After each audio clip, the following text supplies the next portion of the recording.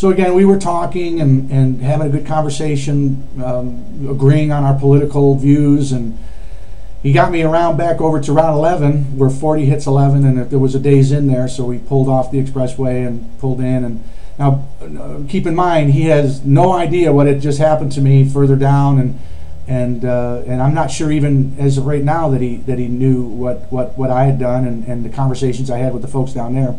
So he pulls up to the up into the parking lot of the hotel, and he says, "Brother, I'm gonna pay for your hotel room, and I'm gonna give you some money, and your dinner's gonna be on me." Well, I was just absolutely blown away. I didn't even know what to say, because I wasn't expecting anything. I mean, I was feeling bad that I put him out to the point where he had to take me around, kind of around our elbow to get to our wrist just to get me back onto Route 11, because I was turned around, and I wasn't expecting anything. And he just absolutely just blew me away and blessed my heart when he said that. And you know, I don't know if Jack, if you know how much that meant to me, what you did, but it really meant a lot. And I gave him one of our Team America cards and assured him that everything I told him was the truth, and that you know, everything was on the up and up. And of course, he had mentioned to me, "I hope you don't take this money for drugs and things like that," which ironically was exactly what I had said to the gentleman back a few blocks up. So it's just funny. I think it's an amazing story of how God, if you're faithful, and you just never know what situation you're going to be walking into, and what seemed like could be a scary, a little bit dangerous situation for me turned out to be not only a great blessing for the people that I bumped into, and a great blessing for me that I met these people, but God then blessed me multiple times over, because you know, I was faithful in blessing, you know, a brother who needed some help. And that's how God works. You know, I mean, God works through us. He, you know, as I've always said, we are the face of God here on earth, and unfortunately, in many situations, we have blurred that vision to the world of what God really is. Man has kind of gotten in the way and garbled God's message and kind of twisted it and misconstrued it, and we tend to get in situations where we want to be more judgmental than loving, the way Jesus was. And this just sort of re-brought that whole thought back to my head, and reminded me that you know, the message of Jesus is that of love, and not of judgment. If God gave us free will, then where do we get off as man, thinking that we can judge others based on their situation? All we can do is be a light to point back towards God. That's all we can do, is use our life testimony, our mistakes and our challenges that we've gone through to help turn a brother or a sister's thoughts around, to say, look, we're not perfect. We're human just like everybody else, but we're just trying to point the way. And that's really what the message is. Point the way to Jesus, point the way to God. Don't follow me, because I'm going to let you down. But point the way to Jesus and point the way to God.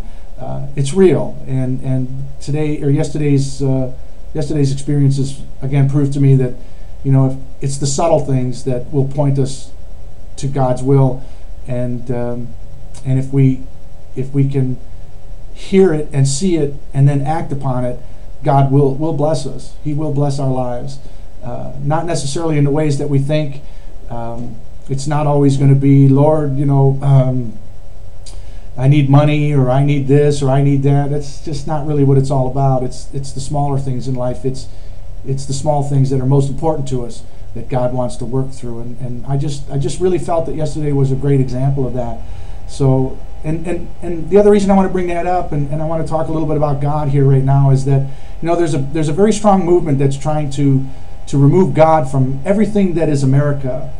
And you know, I'm sorry, but that's just not the case. That's just not right. And people use the separation of church and state as the example of why we should, you know, strip the slate clean, strip history clean of anything that talks about God. And that's just not at all what it was about. The separation of church and state was simply to say that others that come here in America, because of God's grace and God's mercy and God's love, should be able to come to this country and worship as they believe without being persecuted. And for the most part, here in America, for the most part, that's what's happened. I mean, Jewish people can worship, and there's always going to be that small section of society that is going to go over the edge, but I'm talking about the mainstream of society, and there's nothing we can do about the radicals at both ends, but the mainstream of society has been very true to that.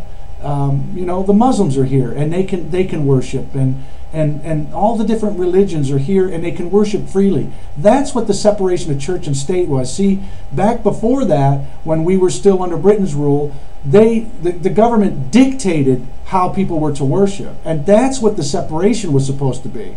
Simply that you can come and worship freely without being persecuted. It had nothing to do with, now that you're here, that you're going to change the history of what built America. That's not anything to do with the separation of church and state. God's fingerprints, whether you agree with it, don't agree with it, like it or don't like it, is tough. God's fingerprints are all over the history of this country. And for anyone, atheist or Muslim or Jews, any of them, to come here now and say, because I'm here and you have in God we trust on your money, that offends me. I say to you, too bad that offends you. Just because our history has God on it is no way dictating to you how you can believe. And that's the only reason for separation of church and state. Not to wipe out the history of what built America, but simply to say, if you don't agree with it, that's fine. Nobody's going to persecute you, and you can believe however you want to. And that's what America's done. But now, that very freedom that God in America has given people who have come here of different faiths, those people are now trying to turn it around and actually attack America for its Christian Judeo heritage. And that is wrong. And I say, look, if your faith is so weak, if you are so weak in your faith that because God is in the Pledge of Allegiance, that it offends you and shakes your faith, then I say it's not the fact that God is in the Pledge of Allegiance that's the problem. It's your strength and your faith that's the problem. And if it offends you, I have one thing to say to you. The door is right here. You can leave. Nobody's telling you how you should worship. And you have no right to try to tell us how to change our history and how to and take God out of what is America. That's not about separation of church and state. That is about abuse of the freedoms that America has afforded its people. And that's it. So, I look to the atheists and I say, the atheists are the ones that want to get rid of every reference of God in the history books and on our money, and anything to do with God they want to get rid of. Well, then aren't we then supporting the atheist point of view? Then our government is going to be atheist. And that offends me. So where do we go from here? We say, look, history is what it was. We're not going to change history because you've arrived. Now, if you're being persecuted because you're an atheist, then you have a gripe. But you're free to say and believe however you want to in this country, and that's as far as it goes. So we've got to get a grip on this political correctness stupidity that we've fallen into, that it just because it offends you, America has to change. Listen, if it offends you, too bad. You know where the door is. And in fact, I would imagine there are plenty of Americans that would pay for your plane flight to go somewhere else in the world that believes more the way you do. Just because you've arrived does not mean America is going to change. And that's something that we have got to get back, and freedom-loving Americans are going to have to start toughening up a little bit and getting back in these people's faces. Because isn't that what the president said? We're going to get in their faces. Well, doggone it, let's use the same tactic back to these people. And it's about time freedom-loving Americans get in their faces. If they bring a knife, we're going to bring a gun. If they hit once, we're going to punch back twice. And I'm telling everybody, why don't you just shut up and get out of the way? Okay? Do those words sound familiar? They're not my words. Those aren't my words. Those are the man sitting in the White House. Those are his words. And I could go on and on with those kind of words. I think what we should be more worried about is the man in the White House has appointed communists and Marxists into his little group of people up there. That should be more important than these little arguments. So anyways, I'm out of time. God bless America. God bless you. Let's keep up the good fight.